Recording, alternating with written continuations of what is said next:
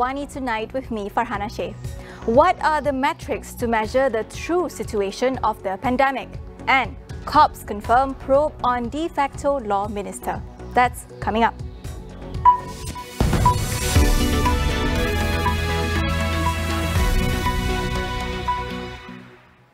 The nation recorded 6,440 new COVID-19 infections in the last 24 hours. The first time Malaysia has gone above the 6,000 case level since June 11. Selangor still topped the list with 2,095 cases, nearly a third of all cases recorded. This is followed by Negeri Sembilan, Kuala Lumpur, Johor and Sarawak. According to the Health Ministry, out of the 23 clusters reported today, 17 involve workplaces. Meanwhile, a total of 894 patients are currently receiving treatment in ICUs, with 451 cases require breathing assistance. 74 casualties were also recorded today. As cases rise above the 6,000 mark again today, questions arise if the increase mean that the country is further away from phase 2 of the National Recovery Plan, which requires daily cases to fall below 4,000. Are daily figures on new infections, active cases and ICU bed occupancies sufficient to gauge the true situation of the pandemic? What are other indicators to look out for in order to reopen the economy? We speak to Public Health Specialist, Assistant Professor Dr. Muhammad Farhan Rusli. What is the 4,000 based on what matrix, or what is the indicator? Why is it 4,000? So, for example, let's say you test 5,000 people and 4,000 turn out to be positive.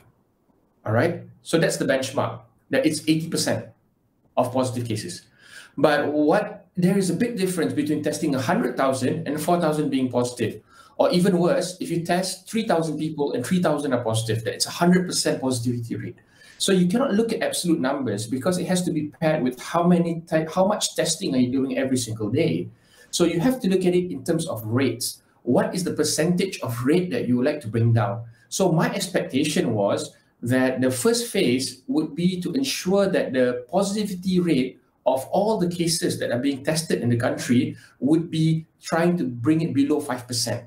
And then for the next phases, it's 2.5% and below. And for the last phase is 1% and below. So why do we do this? Because we got to make sure that testing capacity is actually being done. Because for you to reach 4,000, it's so simple, right? You just test half and you will find half the amount of cases. Or you test only a quarter and you will find quarter of amount of cases. But it does not give you the true definition on what is the current COVID situation. That is why using absolute numbers gives no value at all in you trying to decide. On Tuesday, Prime Minister Tan Sri Muhyiddin Yassin announced the National Recovery Plan, or NRP, a strategy to transition out of the COVID-19 crisis over 4 phases. The 3 main threshold indicators, he said, are the COVID-19 transmission within the community based on the number of daily cases, the capability of the nation's public health system based on the occupancy of ICU wards at health facilities across the country, and the rate of the population who are fully vaccinated against the virus. Commenting on the government's plans to vaccinate children aged 12 years and older, Dr. Muhammad Farhan lauds the initiative but urges the government to focus on vaccinating all individuals with comorbidities and those over the age of 50 first. Of course, you need to vaccinate as many people as possible. So vaccinating kids under 18, because it's being allowed now and it's being approved by Pfizer and all these other manufacturers, is actually a good move. But instead of putting in all our resources and all our human resource and the focus into these people first, you should put the resources into vaccinating the people at risk. Who are the people at risk? The people at risk are people who are of elder age, who have comorbidities, above 60, above 50, people who actually have underlying hypertension, diabetes. These are the people who end up in the ICU if they were to get COVID. He said in order to get more of these vulnerable groups out for their vaccinations, the strategy must be changed. We still keep thinking that by doing the same thing over and over again, we expect different results. But you and I both know that this is just complete insanity. Now you have to understand that we have to start going out to these people, right? You have to start going out, you have to start going to the ground. Instead of pouring in your human resource into opening the biggest mega PPV in Bukit Jalil, you can start putting all this human resource going into the deep jungles, going into the deep rural areas, going into the kampongs, going out on this health promotion drive. It takes time. It takes human resource. But yet we have to understand that these are the pockets of populations which, if we do not solve their problem, they are the ones who are going to burden us later by being in our ICUs, right? So you have to change the strategy. Candidates for Sijil Pelajaran Malaysia SPM and Sijil Tinggi Pelajaran Malaysia STPM 2021 are expected to be vaccinated with the Pfizer-BioNTech vaccine starting next month. National COVID-19 Immunization Program Coordinating Minister Khairi Jamaluddin said the vaccine shots will be administered at schools that will be used as vaccination centres. Yesterday, the COVID-19 Immunization Task Force has agreed to allow students sitting for major exams to be given priority vaccination, following talks with the Education Ministry. Senior Education Minister Dato Dr. Razi Jidin said the decision was made following the National Pharmaceutical Regulatory Agency's approval of the use of the Pfizer-BioNTech vaccine for children aged 12 and above. Khairi previously reassured that teachers and support staff will also be prioritised for a jab, so they can return to school to prepare for the exams. There are 357,000 Form 5 students and 47,000 Form 5 teachers nationwide. The Inspector General of Police has confirmed that they have opened investigation after a police report was lodged against Cabinet Minister Datuk Sri Taqiyuddin Hassan. The report lodged was for alleged incitement with regards to Taqiyuddin's remark on the Yang di-Pertuan Agong. In a statement today, Datuk Sri Akril Sani Abdullah Sani confirmed the report against the de facto law minister and said an investigation is being done by the Criminal Investigation Department in the Federal Police Headquarters in Bukit Aman. However, the IGP did not specify the law under which the investigation is being undertaken. Earlier, Home Minister Datuk Sri Hamzah Zainuddin was reported by local media saying anyone who incites the public would be investigated by the authorities. This comes as a police report was lodged by the youth wing of Parti Amanah Negara on Monday against Taqiyuddin's remark that the Cabinet would advise the Yang di-Pertuan Agong on whether or not the current emergency situation should be extended. Foreign direct investment into Malaysia recorded a net inflow of 14.6 billion ringgit last year, the lowest since 2009. It was a fall of 54.8% compared to 32.4 billion ringgit in 2019. Chief Statistician Datuk Sri Muhammad Uzair Mahidin said FDI suffered a decline in the wake of the COVID-19 pandemic, in line with a fall in global investment flows. Although FDI flows dropped in 2020, the declining trend did not continue at the beginning of 2021. FDI inflow into Malaysia hit 9.1 billion ringgit in the first quarter of 2021, the highest investment since the COVID-19 pandemic started. Services and manufacturing sectors were the main contributors for FDI flows in 2020, followed by mining and quarrying sector. Among 190 trading countries, Muhammad Uzair said the Asia region continued to be the top source of FDI in Malaysia in 2020, with a net inflow of 18.3 billion ringgit, mostly from Singapore, Thailand and China. We'll take a short break. Stay with us.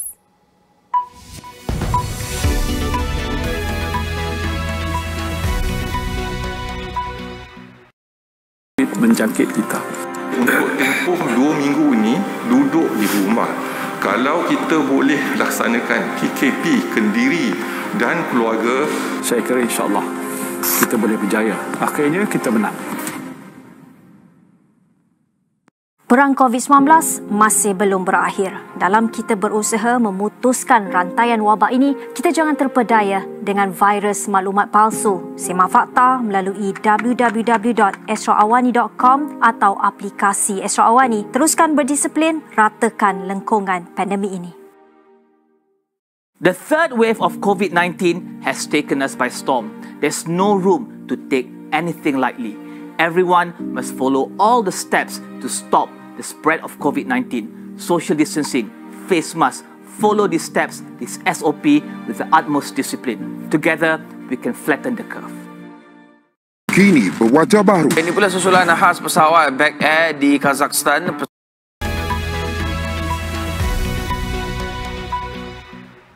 Welcome back. On to the international front. Singapore will allow dining at restaurants to resume from Monday under more relaxed COVID-19 restrictions. A limit of two diners will be allowed instead of up to 5 as previously planned by its health ministry. Similarly, gyms and fitness studios may resume indoor exercising in groups of up to 2 people.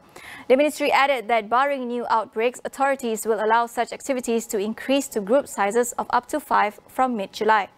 Government data showed more than 47% of Singapore's population have received their first jabs as of June 14th, while about 35% are now fully inoculated, making Singapore one of the fastest in rolling out vaccinations in Asia. South Korean government will mix and match COVID-19 doses to some of its vaccinated population due to shipment delays by global vaccine sharing scheme COVAX. 760,000 people who have received a first dose of the AstraZeneca vaccine will be offered Pfizer as a second shot. Several countries, including Canada and Spain, have already approved such dose mixing, mainly due to concerns about rare blood clots linked to the AstraZeneca vaccine. Preliminary results from a Spanish study found that giving a dose of the Pfizer shot to people who already received the AstraZeneca vaccine is safe and effective. Some 835,000 doses of the AstraZeneca's vaccine from COVAX were scheduled to arrive by the end of June, which South Korea planned to use mainly as a second shot for around 760,000 health and frontline workers who had received their first dose in April. The shipment is delayed to July or later, while the country had used up available AstraZeneca reserves to meet stronger than expected participation in its vaccination campaign. Israel launched airstrikes on the Gaza Strip for a second time since a ceasefire ended last month's 11-day fighting. The Israeli military said the strikes were in retaliation for the launching of fire balloons into southern Israel. There were no immediate reports of casualties from the airstrikes. It is the second round of strikes in 3 nights after Israel claimed Hamas sent multiple incendiary balloons into Israel.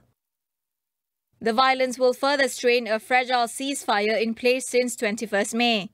This week's airstrikes on Gaza were the first under Israel's new government headed by Naftali Bennett, who ousted long-serving Prime Minister Benjamin Netanyahu. North Korean leader Kim Jong-un has ordered his government to be prepared for both dialogue and confrontation with the United States in his first direct comment on Joe Biden's administration. The order comes days after the US urged North Korea to abandon its nuclear program and return to talks. Kim issued the order while clarifying the steps the North must take in response to the policy direction of the new US government. In 2018 to 2019, Kim held a series of summits with then-President Donald Trump to discuss his advancing nuclear arsenal. But their negotiations fell apart after Trump rejected Kim's call for extensive sanctions relief in return for a partial surrender of his nuclear capability. Earlier this week, leaders of the group of 7 wealthy nations issued a statement calling for the complete denuclearization of the Korean peninsula and for North Korea to engage and resume dialogue. Elected representatives are central to our political system, but it's been difficult holding them accountable. Can we change the system? Tonight on Consider This, we asked Thomas Fan about its upcoming Sack or Keep campaign on recall elections. That is all we have for you on AWANI tonight. Get the latest news update on COVID-19 and COVID-19 vaccines from astroawani.com and Astro AWANI app. I'm Fahana Sheikh. Have a good weekend and we'll see you next week.